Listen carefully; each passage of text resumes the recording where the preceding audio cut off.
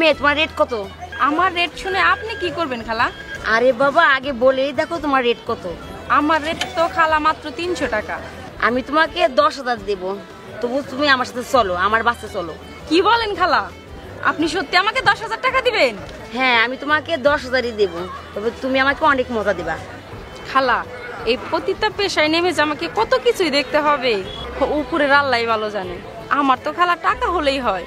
টাকা যেহেতু আপনি আমাকে বেশি দিচ্ছেন, তাহলে আপনি যা চাইবেন যেভাবেই চাইবেন সেভাবেই পাইবেন। ঠিক আছে আমি লোকাল বাসের ভিতরে গেলাম, তুমি চলে আসো। আচ্ছা আপনি যান, আমি যাচ্ছি।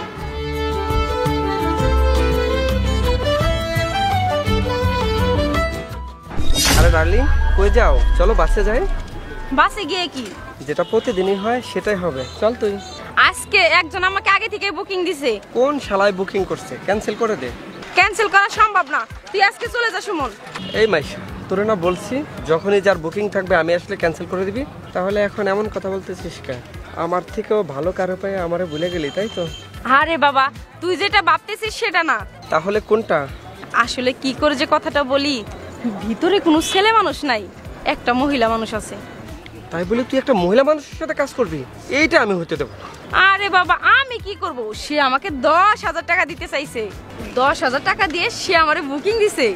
যেখানে আমারে 300 টাকা, সেইখানে ওই মহিলা আমারে 10,000 টাকা দিতে চাইছে, তাই আমি রাজি হয়ে গেছি। তাই বলে তুই একটা মহিলা মানুষের সাথে কাজ করবি? এইটা আমি হতে দেব। শোন, অনেকদিন পর একটা টাকাওয়ালা কাস্টমার পাইছি, তাই ওকে ভাগাইয়া দিস না। আজ কাজ শেষ হওয়ার পর তোকে কিছু টাকা দেব, আমিও কিছু টাকা নেব।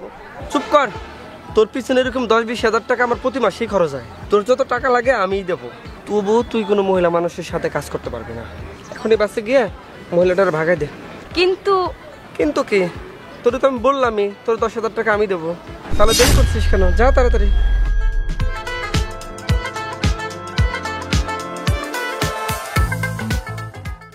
খালা বলো। আমি আপনার সাথে কাজ করতে পারবো না। কেন? আসলে একটা ছেলে রোজ আমার কাছে আসে, আমি তার সাথে সময় কাটাই, আমি তাকে ভালোবাসি। সে চায় না আমি কোনো মেয়ে মানুষের সাথে এইসব কাজ করি। দেখো মেয়ে, তুমি 300 চাইছো, সেখানে আমি তোমাকে 10,000 টাকা দিতে চাইছি। যদি লাগে আরো 5,000 টাকা বাড়াই দিচ্ছি, কিন্তু আমি তোমাকে যা বলছি তা তোমাকে শুনতে হবে। তার মানে খালা আপনি আমাকে 15,000 টাকা দেবেন? হ্যাঁ 15,000ই দেবো। আচ্ছা আপনি দাঁড়ান, আমি আসতেছি।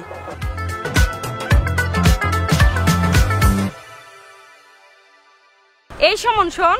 ওই মহিলাটার বারণ করছিস? না রে। কেন?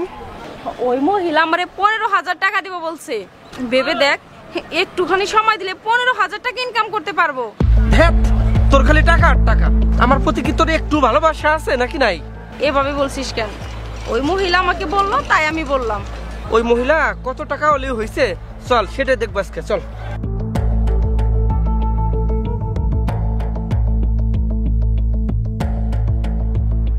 মা তুমি এখানে? এই সুমন, তুই কাকে মা বলছিস? কাকে আবার? তোর সামনে যে মহিলাটা বসে আছে তাকে বলছি। আরে এই মহিলাটাই তো হলো আমার কাস্টমার। চুপ কর, কি এসব আবল তাবল বলছিস? আমার মা অমন না। অমন হইলে তোর প্রবলেম কি? তুই যদি পারিস তবে আমি কেন পারবো না? তোর যদি টাকা থাকে তবে আমারও টাকা আছে। মা তুমি এসব কি বলতেছো? আমি তো কিছুই বুঝতে পারতেছি না। তুমি এই বয়সে এসে এই পথে কেন আসছো মা? এসবের উদ্দেশ্য কি? উদ্দেশ্য শুনবি? তাহলে শোন। আমি কোনো খারাপ কাজের জন্য এখানে আসিনি। আমি আসছি তোর মতন নির্লজ্জ সন্তানকে হাতে নাতে ধরতে। তোকে আমি প্রতিদিন টাকা দিই যাতে তুই ভালো মতন পড়াশোনা শেষ করতে পারিস, কিন্তু তুই সেটা না করে সেই টাকা দিয়ে এসব করিস। ছি, তোকে আমার ছেলে বলতে আজ ঘৃণা হচ্ছে। তুই কিভাবে পারলি এই বয়সে এসব করতে? আরে আল্লাহর কাছে আমি কি জবাব দেব? আমি আমার ছেলেকে জিনা করতে বড় করেছি। কি হলো, চুপ করে আসিস কেন? কথা বল। তোকে আমি কি জন্য বড় করছি বল? মা আমি কি করব বলো? এই সমাজে তো বিয়েকে সহজ করে দেওয়া হয় নাই, বরং জিনাটাকেই সহজ করে দেওয়া হয়েছে। তাই আমি এই পথ বেছে নিয়েছি মা। তোমার হয়তো মনে আছে, আজ থেকে 2 বছর আগে আমি বিয়ে করতে চাইছিলাম, কিন্তু তুমি আমাকে বিয়ে দাও নাই। আমি তো যুবক মা, আমারও তো চাহিদা বলতে কিছু আছে, তাই এইসব করছি মা। যা করছিস সেটা করছিস, এখন আল্লাহর কাছে তওবা চা। আর তোকে যেহেতু বিয়ে করতেই হবে, সেহেতু তুই এই মেয়েকেই কর, কারণ তোরা দুইজনই সমান অপরাধী। তাই তোদের পাপের একমাত্র ক্ষমা এই বিয়েই। কি মা, আমার ছেলেকে বিয়ে করবে তো? করবো খালা, এই পথে অনেক কষ্ট, আমি আর থাকতে চাই না এই পথে। তাহলে চল আজকে তোদেরকে বিয়ে দেবো।